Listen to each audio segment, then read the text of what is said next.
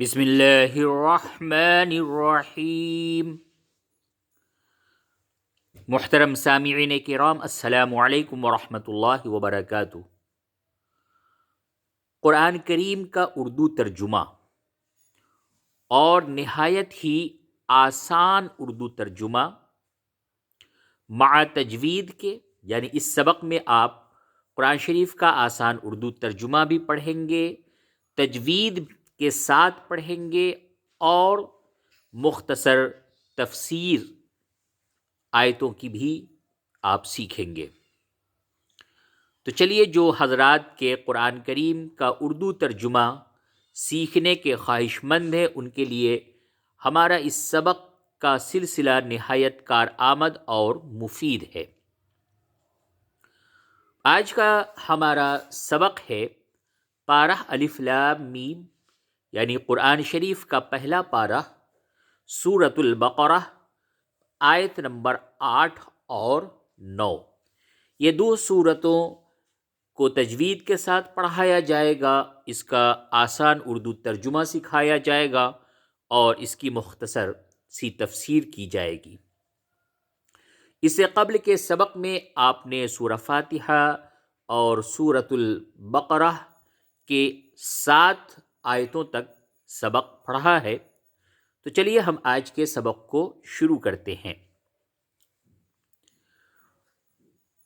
اعوذ باللہ من الشیطان الرجیم۔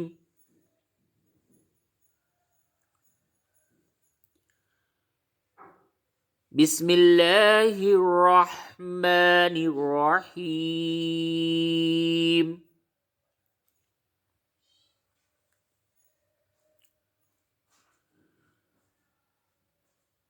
وَمِنَ النَّاسِ مَن يَقُولُ آمَنَّا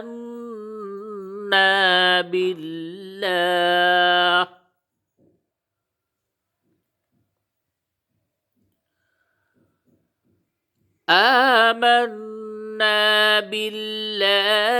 وَبِالْيَوْمِ الْآخِرِ وَمَا هُمْ بِمُؤْمِنِينَ۔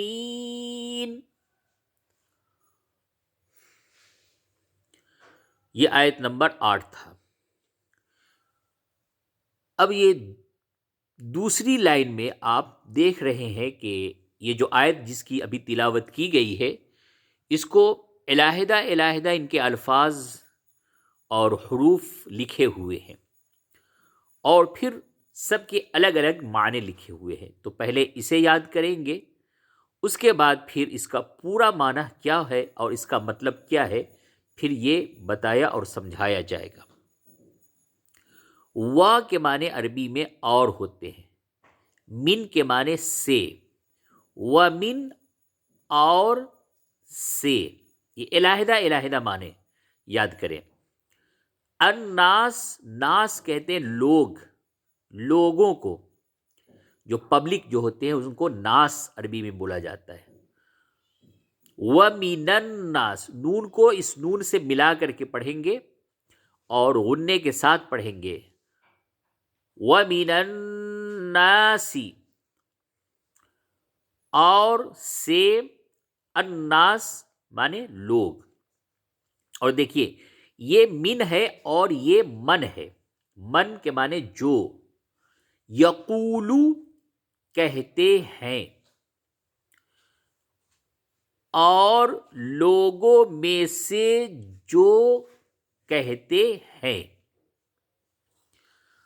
آمنا ہم ایمان لائے، باللہ اللہ پر، و اور بالیومی دن پر، یوم کے معنی دن ہوتا ہے، بالیوم دن پر، الآخری آخرت، و ما اور نہیں، واو کے معنی کیا ہے اور، ما معنی نہیں، اور نہیں، ہم معنی وہ سب، بمؤمنین ایمان لانے والے.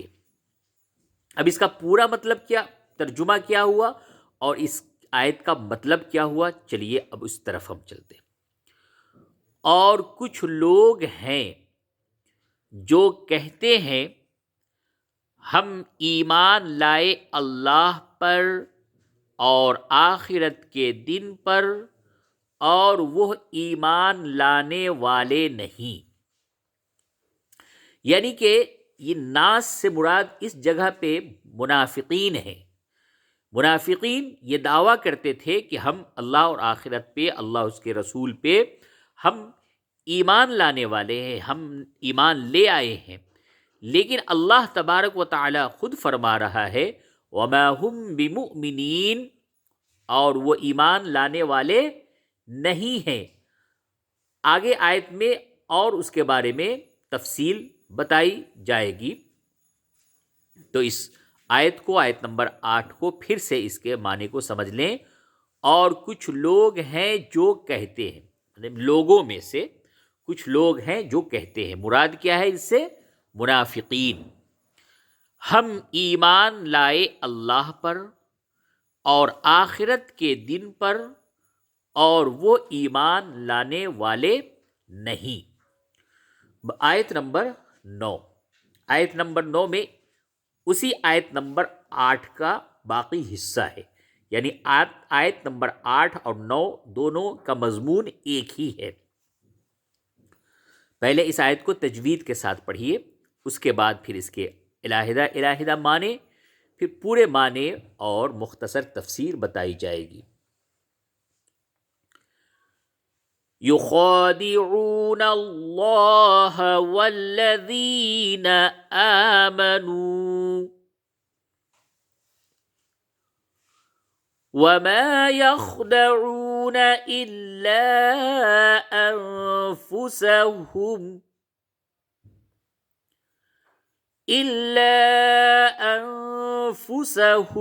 وما يشعرون. ایک مرتبہ آپ بھی ہمارے ساتھ اس آیت کو پڑھیے. يخادعون الله والذین آمنوا. اس جگہ پہ وقف کر دیجئے، سانس توڑ دیں.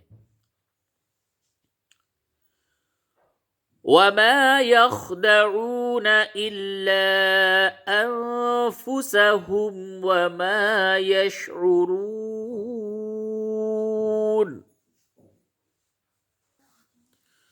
یخادعون وہ دھوکہ دیتے ہیں. اب وہ کون دھوکہ دیتے ہیں؟ کون لوگ؟